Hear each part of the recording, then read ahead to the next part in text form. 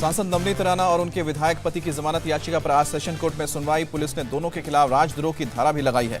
नवनीत और रवि राणा को कल बॉम्बे हाईकोर्ट से लगा था झटका। एफआईआर रद्द करने की याचिका खारिज की गई थी। बॉम्बे हाईकोर्ट का दूसरी एफआईआर पर आदेश राणा दंपति पर कोई भी कार्रवाई करने से पहले 72 घंटे पहले सूचित करना होगा। पब्लिक प्लेस पर हनुमान चालीसा पढ़ने को लेकर हाईकोर्ट ने नवनीत राणा को लगाई फटकार। कहा कि आपके पास पावर है तो जिम्मेदारी भी है। नवनीत राणा की लोकसभा स्पीकर ओम बिरला को चिट्ठी। कहा कि दलित होने की वजह से थाने में मुझे पुलिस वालों ने पानी तक नहीं दिया। सांसद नवनीत राणा की दुर्व्यवहार वाली चिट्ठी के बाद लोकसभा सचिवालय सख्त। महाराष्ट्र सरकार से 24 घंटे में रिपोर्ट मांगी।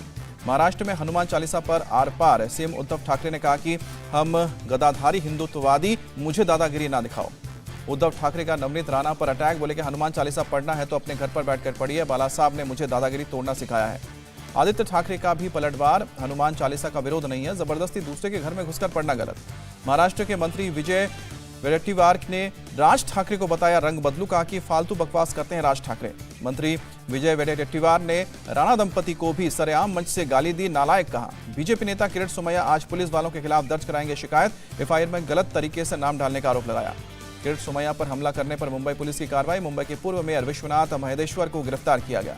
बीजेपी नेता मोहित कंबोज का मुंबई पुलिस पर आरोप। बार बार सुरक्षा मांगने के बाद भी नहीं दी जा रही है। यूपी में लाउड स्पीकर पर सख्ती। राज्य सरकार ने धार्मिक जगहों पर लगे अवैध लाउड स्पीकर हटाने के निर्देश दिए हैं। यूपी सरकार के आदेश के मुताबिक नियम का पालन नहीं करने वाले धर्मस्थलों की सूची बनाने को कहा गया है। 30 अप्रैल तक रिपोर्ट देने को कहा गया। यूपी के ADG law and order Prashant Kumar का बयान। 125 लाउड स्पीकर उतरवाए गए हैं। 17,000 स्पीकर की आवाज स्वेच्छा से धीमी की गई है। लाउड स्पीकर पर महाराष्ट्र सरकार की सर्वदलीय बैठक। राज ठाकरे और बीजेपी के बड़े नेताओं ने किया बहिष्कार। लाउड स्पीकर विवाद पर महाराष्ट्र के गृह मंत्री का बयान। जरूरी हुआ तो केंद्र से मिलेगा डेलीगेशन, पूरे देश में बने एक ही कानून। महाराष्ट्र सरकार का लाउड स्पीकर पर नई गाइडलाइंस से इनकार। गृह मंत्री बोले अलग अलग धर्म के अलग अलग कानून नहीं। सरकार की सर्वदलीय बैठक में नहीं गए फडणवीस। प्रेस कॉन्फ्रेंस करके कहा कि महाराष्ट्र में हिटलरगिरी और अराजकता का माहौल है। देवेंद्र फडणवीस का उद्धव सरकार को चैलेंज। कहा कि हम हनुमान चालीसा पढ़ेंगे, हिम्मत है तो हम पर राजद्रोह का केस लगा के दिखाएं। सपा नेता अबू आजमी की गृह मंत्री दिलीप वलसे से मांग। समाज बांटने वालों के खिलाफ मकोका जैसा सख्त कानून जल्द से जल्द बनाया जाए। एनसीपी चीफ शरद पवार का बीजेपी पर तंज। बोले कि राष्ट्रपति शासन सिर्फ धमकी, अगर चुनाव हुए तो कोल्हापुर उपचुनाव जैसा आएगा परिणाम। एनसीपी नेता फहमीदा हसन ने गृह मंत्री शाह से पीएम हाउस पर हनुमान चालीसा और नमाज पढ़ने की इजाजत मांगी। वीडियो जारी किया। आंध्र के नेल्लोर में हनुमान शोभा यात्रा के दौरान हंगामा। मस्जिद के अंदर मौजूद लोगों ने नारेबाजी और अभद्रता की। पुलिस ने काफी मुश्किल से हालात को काबू में किया। बाद में पीस कमेटी की बैठक बुलाकर लोगों को दी गई चेतावनी। रायसेना डायलॉग 2022 में यूरोपीय आयोग की अध्यक्ष उर्सुला वॉन ने की भारतीय लोकतंत्र की तारीफ। कहा कि भारत के चुनाव की ओर देखती है पूरी दुनिया। यूरोपियन यूनियन की अध्यक्ष ने बूचा नरसंहार पर चिंता जताई। कहा कि अंतर्राष्ट्रीय कानूनों का गंभीर उल्लंघन कर रहा है रूस। राष्ट्रपति रामनाथ कोविंद से मिली यूरोपियन कमीशन की प्रेसिडेंट। कहा कि हमारे बेहतर भविष्य और मजबूत साझेदारी के लिए बेहतर समय। भारत दौरे पर नॉर्वे के विदेश मंत्री एनिकेन हुटरफेल्ड हिंदी में ट्वीट करके जताई संबंधों को और मजबूत करने की इच्छा। भारत सरकार ने 16 यूट्यूब चैनल्स पर लगाया बैन। दुष्प्रचार के खिलाफ 10 और भारतीय 6 पाकिस्तानी चैनल्स शामिल। सांप्रदायिक भावना भड़काने, व्यवस्था बिगाड़ने और झूठ फैलाने पर कार्रवाई। 68 करोड़ से अधिक थी दर्शकों की संख्या। लालू यादव के बड़े बेटे तेज प्रताप ने किया ऐलान। कहा कि पिता से मिलकर आरजेडी से दे दूंगा इस्तीफा। तेज प्रताप ने ट्विटर पर लिखा, हमेशा अपने पिता के पदचिन्हों पर चलने का काम किया है, सभी कार्यकर्ताओं को दिया सम्मान। राजद नेता रामराज यादव ने तेज प्रताप यादव पर लगाया मारपीट का वीडियो बनाने का आरोप। इफ्तार पार्टी के दिन रावड़ी आवास की घटना। उदयपुर में 13 मई से कांग्रेस का 3 दिवसीय चिंतन शिविर। कैंप में चर्चा के लिए बनाई गई है 6 समितियां। चिंतन शिविर में बेरोजगारी, खेती, आर्थिक और राजनीतिक समेत 6 एजेंडे पर चर्चा की जाएगी। मल्लिकार्जुन खड़गे, सलमान खुर्शीद समेत 6 लोग बनाए गए हैं समिति के संयोजक। सोनिया गांधी के घर पर कांग्रेस के सीनियर नेताओं की बैठक। केसी वेणुगोपाल, दिग्विजय सिंह, प्रियंका गांधी मौजूद। प्रशांत किशोर को पार्टी में शामिल करने पर चर्चा। तेलंगाना के मंत्री केटी रामाराव ने कहा कि भारत में एक भी राष्ट्रीय पार्टी नहीं है। बीजेपी को बताया उत्तर भारत की पार्टी। बीजेपी में शामिल होने की अटकलों पर बोले हार्दिक पटेल, परिवार में सवाल उठते हैं, बातचीत होती है, अफवाह न फैलाने की सलाह दी। कांग्रेस नेता जिग्नेश मेवानी को विवादित ट्वीट के मामले में जमानत मिली। एक दूसरे केस में फिर हुई है गिरफ्तारी। पंजाब के सीएम भगवंत मान ने दिल्ली में स्कूलों और मोहल्ला क्लिनिक का जायजा लिया, छात्रों से बात की। दिल्ली के स्कूलों में हुए बदलाव को भी भगवंत मान ने देखा। स्टडी के साथ साथ एक्स्ट्रा करिकुलर एक्टिविटीज पर भी जोर। भगवंत मान ने दिल्ली के स्कूल और मोहल्ला क्लिनिक की तारीफ की। पंजाब के सरकारी अस्पताल इसके आसपास भी नहीं। भगवंत मान के दिल्ली मॉडल को देखने पर बोले सीएम केजरीवाल, ऐसे ही एक दूसरे से सीखेंगे और बच्चों को अच्छी शिक्षा देंगे। टीएमसी नेता रिपुन बोरा का बयान। असम में बीजेपी का विकल्प बनेगी टीएमसी। 2023 में त्रिपुरा और 2026 में असम में बनाएगी सरकार। दिल्ली में 1011 नए कोरोना के केस सामने आए। बीते 24 घंटे में 817 मरीज ठीक हुए हैं और संक्रमित लोगों में से एक की मौत हुई है। महाराष्ट्र में 84 नए कोविड के मामले सामने आए। 24 घंटे में 71 मरीज रिकवर हुए हैं। देश में अब तक 187 करोड़ 97 लाख कोरोना वैक्सीन की डोज लगाई गई है। सोमवार को 4,64,000 से ज्यादा लोगों ने कोरोना की वैक्सीन ली। दिल्ली के लोकनायक अस्पताल के एमडी की अपील, लोगों से प्रिकॉशन डोज लेने की सलाह दी, कहा कि इससे इम्यूनिटी बढ़ेगी। हरियाणा के 18 से 59 आयु वर्ग के लोगों को मुफ्त में बूस्टर डोज, राज्य सरकार इसके लिए 300 करोड़ रुपए खर्च करेगी। कर्नाटक में सार्वजनिक जगहों पर मास्क लगाना अनिवार्य हुआ। शिक्षा मंत्री डॉक्टर के सुधाकर ने अनावश्यक सभाओं से बचने की अपील की। चंडीगढ़ में फेस मास्क लगाना अनिवार्य, सार्वजनिक जगहों पर मास्क न लगाने पर 500 रुपए का जुर्माना। चीन के शंघाई में एक दिन में 51 लोगों की कोरोना से मौत। बीजिंग में 35 लाख लोगों को कराया जा रहा है कोरोना टेस्ट। दिल्ली में एनएसजी की टीम मोहम्मदपुर इलाके में पहुंची, पुराना और जंग लगा ग्रेनेड बरामद होने से जांच की। असम पुलिस के खुफिया विभाग को मिली बड़ी सफलता, अंसारुल बंगाला गुट के 16 आतंकी गिरफ्तार हुए हैं। भारतीय तटरक्षक दल ने पाकिस्तानी बोट अल हज को अरब सागर में पकड़ा।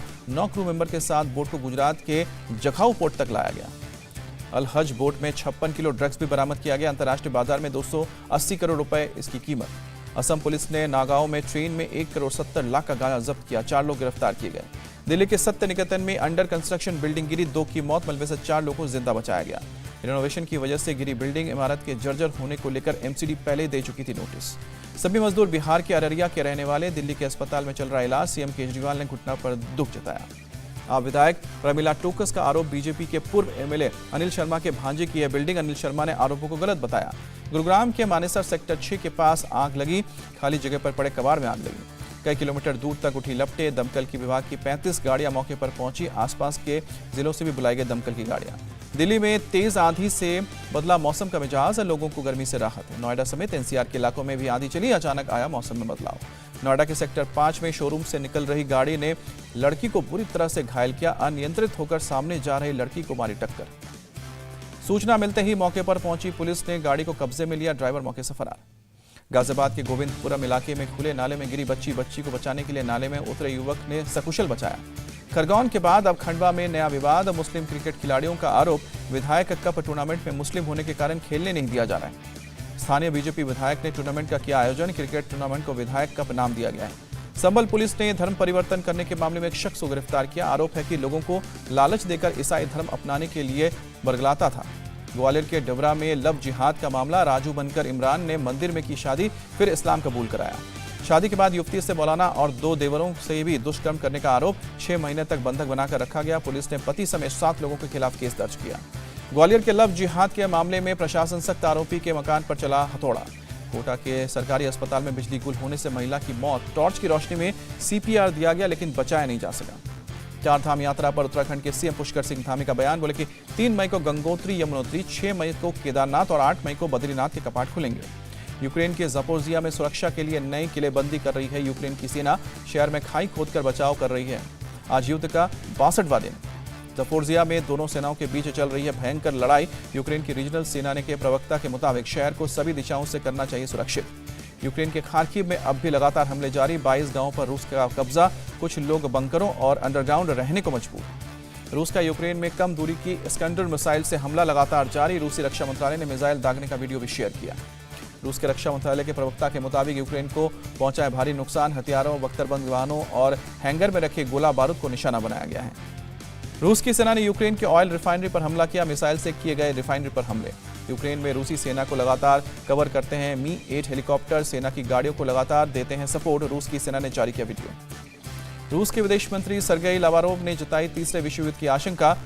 रूस यूक्रेन युद्ध रोकने के लिए संयुक्त राष्ट्र की पहली यूएन महासचिव एंटोनियो गुटेरेस इस हफ्ते करेंगे रूस और यूक्रेन का दौरा।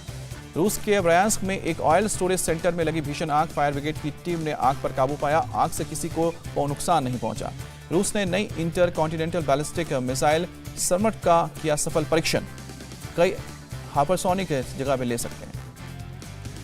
अमेरिका के न्यूयॉर्क में एक फायर फाइटर सहित एक शख्स की मौत। ब्रुकलिन हाउस में आग बुझाने के दौरान छत गिरने से दोनों हादसे का शिकार हुए थे। इजराइल ने लेबनान पर टैंक से हमला किया। लेबनान के एक इलाके को टारगेट करके 10 से 15 गोले दागे गए। लेबनान से किए गए रॉकेट हमले का जवाब दिया गया। आखिरकार एलन मस्क का हुआ ट्विटर करीब $44 अरब में माइक्रो ब्लॉगिंग साइट को खरीदा। कंपनी बोर्ड ने पेशकश को मंजूर किया। डील के बाद एलन मस्क ने किया ट्वीट, लिखा, मुझे उम्मीद है कि मेरे सबसे बुरे आलोचक भी ट्विटर पर बने रहेंगे क्योंकि फ्री स्पीच का यही मतलब है। आईपीएल में चेन्नई सुपर किंग्स की एक और हार, पंजाब किंग्स ने 11 रन से हराया। पंजाब किंग्स ने पहले बल्लेबाजी करते हुए 187 रन बनाए। चेन्नई की टीम 176 रन पर ढेर। पंजाब की तरफ से शिखर धवन रहे टॉप स्कोरर, 59 गेंदों पर खेली 88 रन की पारी। शिखर धवन ने हासिल की बड़ी उपलब्धि, आईपीएल में पूरे किए 6000 रन। आईपीएल पॉइंट्स टेबल में पंजाब की टीम पहुंची 6ठे नंबर पर, चेन्नई 9वें नंबर पर। आईपीएल में आज बेंगलोर का मुकाबला राजस्थान से, शाम को 7:30 बजे मैच। इंडिया टीवी हर वक्त हर जगह डाउनलोड करने के लिए सर्च करें India TV news Google play store या ऐप स्टोर पर।